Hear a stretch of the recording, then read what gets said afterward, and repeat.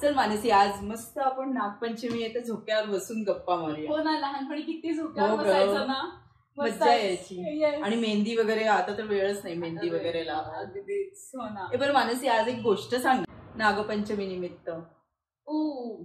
तशी एक गोष्ट मी भागवतात वाचली होती. तर म्हणजे हे नको हो, कालिया मर्दन नको, ती आता माहितीची झाली आहे सगळं. हो बरोबर, एक नवीन वेगळीच गोष्ट आहे ती. तर गोष्ट आहे जन्मेजय आणि तक्षकाची.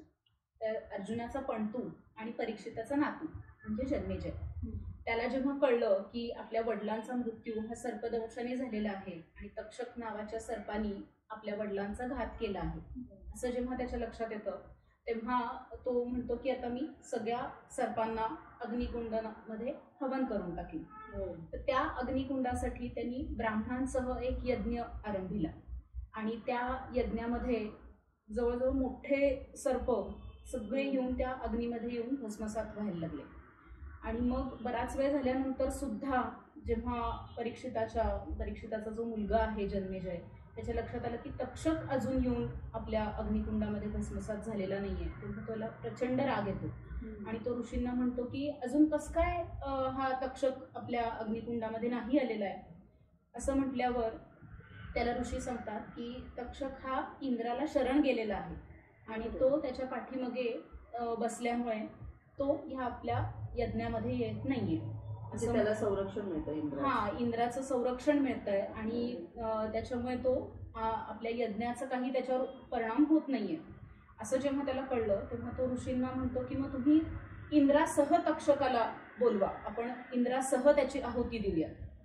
असं म्हटल्यावर मग ऋषी त्याची आहुती द्यायला तयार होतात, सज्ज होतात आणि म्हणतात की इंद्रासह तक्षकाय स्वाहा. असं एवढं परखड म्हटल्यामुळे इंद्र तक्षकासह त्याच्या स्थानावरून हल्ला आणि अग्निकुंडामध्ये येऊन पडायला लागला. पण त्याच्यामुळे झालं असं की ते दोघं त्या अग्निकुंडामध्ये यायला लागल्यानंतर अंगिरानंदन बृहस्पती हे तिथे मध्ये आले आणि त्यांनी सांगितलं तक्षकाला आणि तिथे असलेल्या सगळ्या उपस्थित जनांना की काय असतो, पृथ्वीवरचा प्रत्येक सजीव हा आपापल्या कर्मानुसारच काम करतो. तसं तक्षकाने सुद्धा आपल्या कर्मानुसारच काम केलेलं आहे. त्यामुळे आता तू त्याचं ऑलरेडी खूप मोठे मोठे सर्प इथे भस्मसात झालेले आहेत, तर तू आता हा यज्ञ थांबव आणि तक्षकाला माफ करून टाक. असं जेव्हा अंगिरानंदन बृहस्पती सांगतात तेव्हा जन्मेजयाला त्यांचं म्हणणं पटतं आणि तो तिथे तो यज्ञ थांबवतो. आणि तो थांबवल्यानंतर मग बृहस्पती त्याला सांगतात की अरे प्रत्येक माणूस हा त्याची कर्म आणि त्याची मरणोत्तर गती हा त्याच्या प्रारब्धांनी प्राप्त करत असतो. त्यामुळे आपण त्याच्यामध्ये अडकाठी आणू नये. सो अशा प्रकारे बृहस्पतींनी जो आपल्या निसर्गाचा बॅलन्स आहे तो राखण्यास खूप मदत केली. कारण का सापाच्या कर्मानुसार त्याचं मुख्य अन्न हे उंदीर आणि घुशी आहेत. आणि आपण जर पाहिलं तर उंदीर आणि घुशी ह्यांचाच सगळ्यात त्रास शेतकऱ्यांना होतो. आणि जर साप नष्ट झाले असते त्या यज्ञामध्ये तर आपलं जे निसर्ग चक्राचा बॅलन्स आहे तो कुठेतरी विस्कळीत झाला असता. आणि तो विस्कळीत न व्हावा ह्यासाठी बृहस्पतींनी तो यज्ञ थांबवला आणि आज आपण बघतोच की सर्पवंशाला वाचवलं आणि त्याच्यामुळेच आज आपण बघतो की शेतकऱ्यांचा सगळ्यात जवळचा मित्र कोण असेल तर तो साप आहे. बरोबर. अरे वा. आणि आपल्या भारतीय परंपरेनुसार आपण निसर्गाची पूजा करतोच, म्हणजे अगदी पानं, फुलं, फळं आणि प्राणी पक्षी. आता हेच घे ना, आज नागाची पूजा करतो आपण नागपंचमीला. पूजेवरनं आठवलं, नैवेद्य तयार आहे खास आमच्या कर्नाटकी पद्धतीचं. थांब तुला देते. अरे वा, मस्त. तुझ्या हातचा नैवेद्य म्हणजे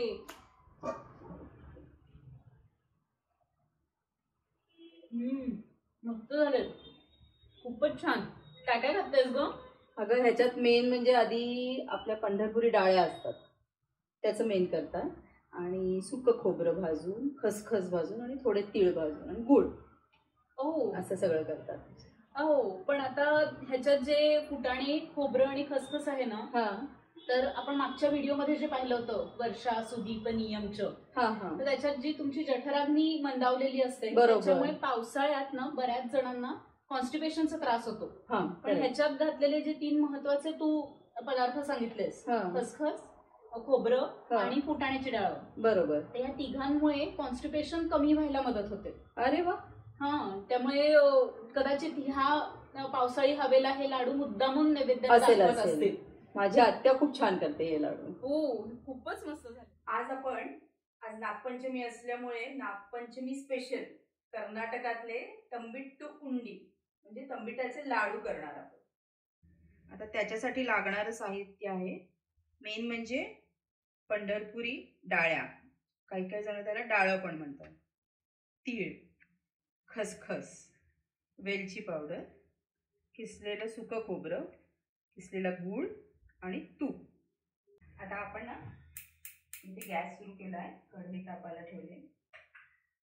आता हे डाळवं आहे ना ते थोडंसं भाजून घेते, कारण या हवेत जरासं ते काय म्हणतात साधळण्याची शक्यता असते, त्यामुळे थोडंसं भाजून थोडं मंद आचेवर एखाद मिनिटच फक्त पंढरपुरी डाळ्या भाजून. पंढरपुरी डाळ्या मी 1 पूर्ण वाटी घेतल्या होत्या.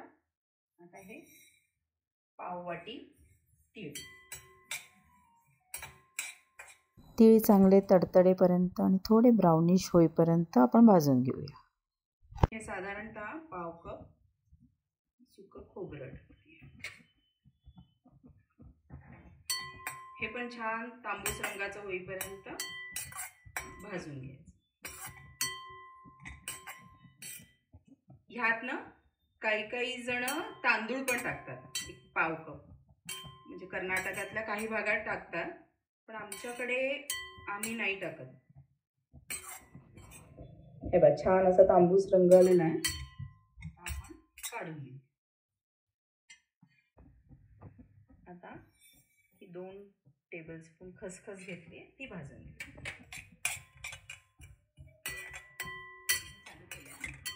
आता हे सगळे जिन्नस आपले भाजून झालेले आहेत. मी थोडीशी त्याच्यावर वेलची पूड टाकते आणि हे आता सगळे आपण मिक्सरमधनं बारीक करून घेऊ. अगदी पीठ पण नाही करायचं, थोडंसं रवाळ पाहिजे. आता ही मिक्सरमधनं सगळी भरड काढून घेतलेली. हे खूप बारीक पण नाही आहे, असे दाणे दाणे थोडे दिसते. आता आपण कढईत थोडं तूप घालूया.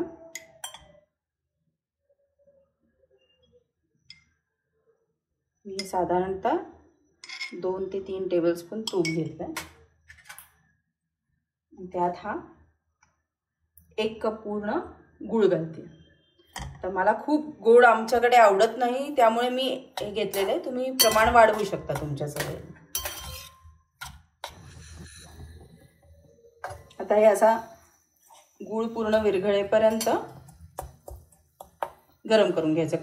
खूप जास्त नाही करायचं की त्याचा पाक होईल, नाहीतर मग आपले लाडू कडक होण्याची शक्यता असते. आता हे तूप आणि गुळाचं मिश्रण मी याच्यात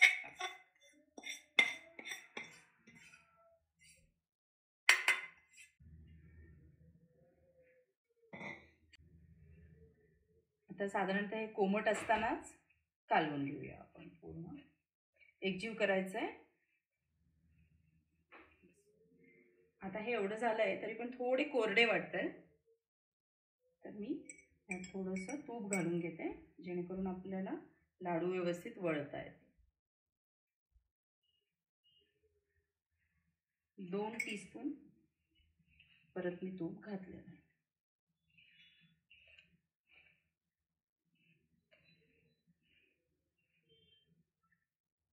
आता व्यवस्थित लाडू वळले जातात. हे लाडू वळून घ्यायचे आणि हे लाडू ना असे आपल्या बेसनाच्या लाडूसारखे वगैरे गोल नसून थोडंसं असं डब्याच्या करायचे, पेढे गाठी.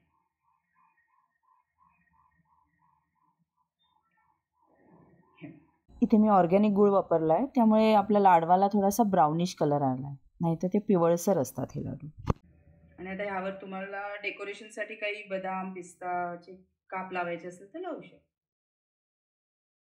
अनंतं वासुकिं शेषं पद्मनाभं च कम्बलं शङ्खपालं धृतराष्ट्रं च तक्षकं कालियं तथा एतानि नवनामानि नागानां च महात्मनः सायंकाले पठेन्नित्यं प्रातःकाले विशेषतः तस्य विषभयं नास्ति सर्वत्र विजयी भवेत् सर्वत्र विजयी भवेत् सर्वत्र विजयी भवेत्.